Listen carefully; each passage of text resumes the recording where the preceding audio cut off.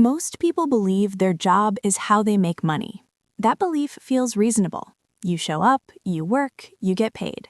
Money enters your account, bills get covered. The system appears to function.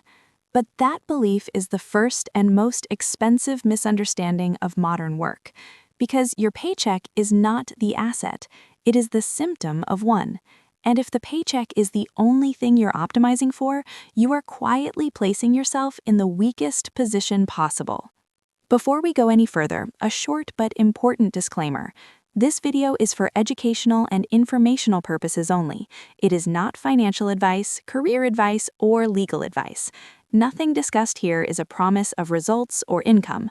All outcomes depend on individual decisions, effort, and circumstances. You are fully responsible for how you apply any ideas discussed. Now let's look at what's actually happening. Most people treat their job like an ATM. They insert time, they withdraw money, and they repeat the process every month. There is no long-term strategy, no asset thinking, no leverage, just motion. And motion feels productive, even when it's going nowhere. The danger is that the system rewards this behavior just enough to keep people compliant. You get raises that barely beat inflation, promotions that increase responsibility more than freedom, titles that feel important but don't transfer outside the building. So people stay. They stay because leaving feels risky, and leaving feels risky because they haven't built anything portable. That's the trap. Real wealth doesn't come from income alone. It comes from assets that continue producing value even when you step away. Your salary stops the moment you stop showing up. An asset doesn't care if you're there. This is where the idea of a shadow portfolio changes how you see work entirely. A shadow portfolio is everything valuable you are quietly accumulating through your job that doesn't appear on your pay stub. It is invisible while you're building it, but obvious once it's there. It includes skills that travel with you, reputation that follows you, proof of value that survives job titles, and optionality that gives you leverage instead of fear. Most people never build one, not because they lack intelligence, not because they lack effort, but because no one explains the rules. They're taught to be reliable, to be grateful, to wait their turn. But systems don't reward patience, they reward positioning. Effort without positioning just makes you easier to replace. Consider two people with the same role, same salary, same manager. On paper, they look identical. 5 years later, one is anxious about layoffs, the other is turning down offers. One feels trapped, the other feels calm. What changed? Not the company, not the economy. What changed was what they built quietly in the background. One optimized for approval, the other optimized for assets. Approval feels good in the short term. Assets compound in the long term.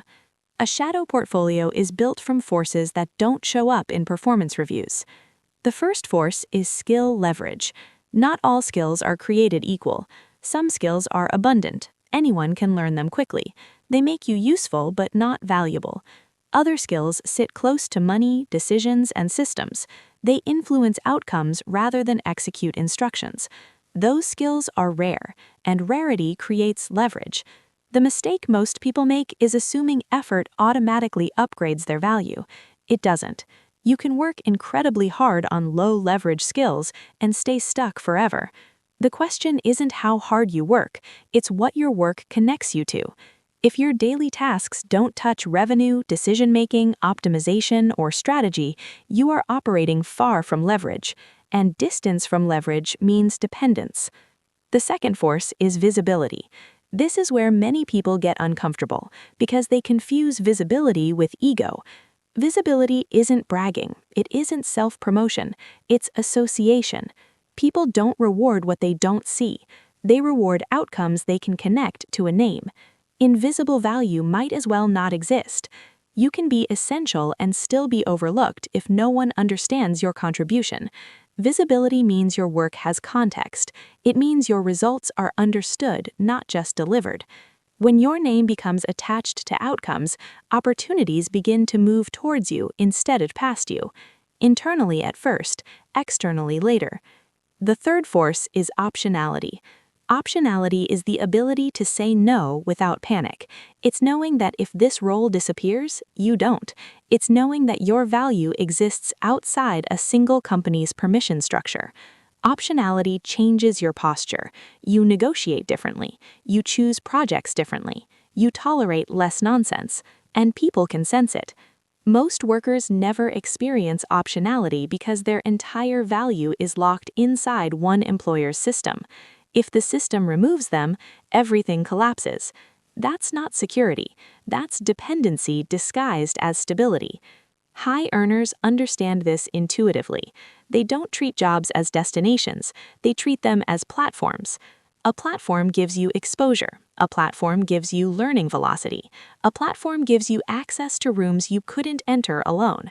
They choose roles not for comfort, but for what those roles unlock. They volunteer for projects that scare them slightly. They move closer to decision makers.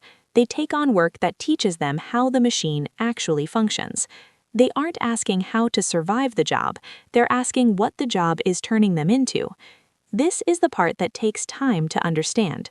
Career growth isn't linear. It compounds. Small decisions stack quietly.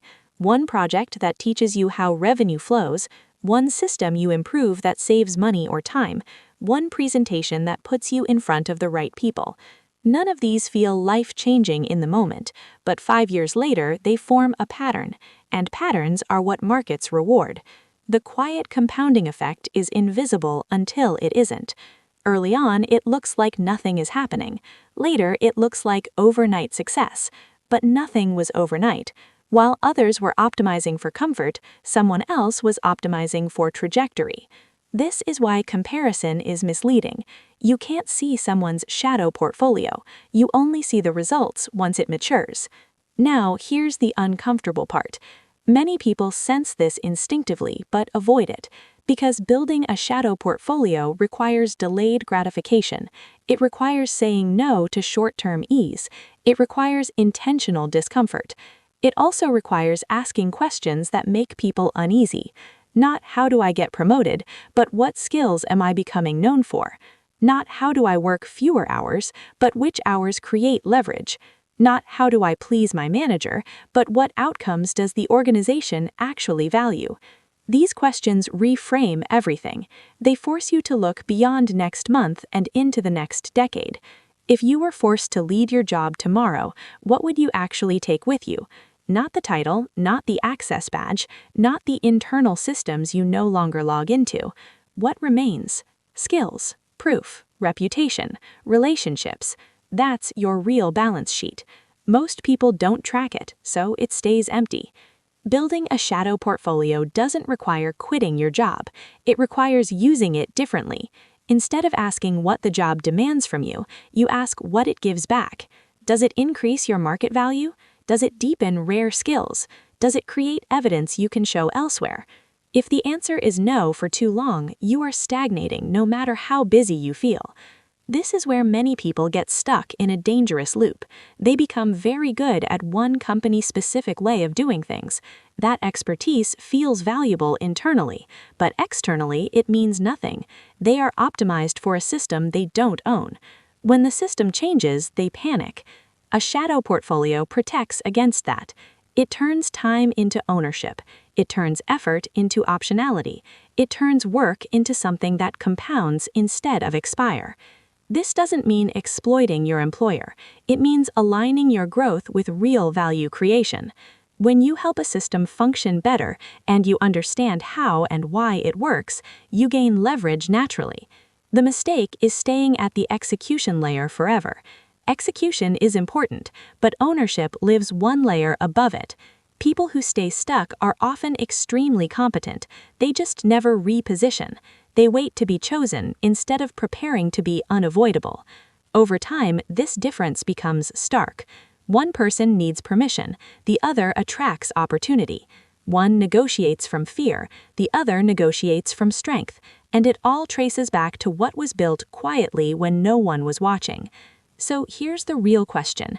Is your job paying you, or is it enriching you? Are you trading time for money, or converting time into assets? Because money alone doesn't create freedom, leverage does. and leverage is built long before it's needed. Most people realize this too late, when the job becomes unstable, when the market shifts, when they want to leave but can't. The goal isn't to escape work, the goal is to stop being trapped by it. A shadow portfolio is how you do that. It's invisible, uncelebrated, and incredibly powerful. So the next time you show up to work, don't just ask what needs to be done, ask what this work is turning you into. Because years from now, that answer will matter far more than any paycheck you collected along the way.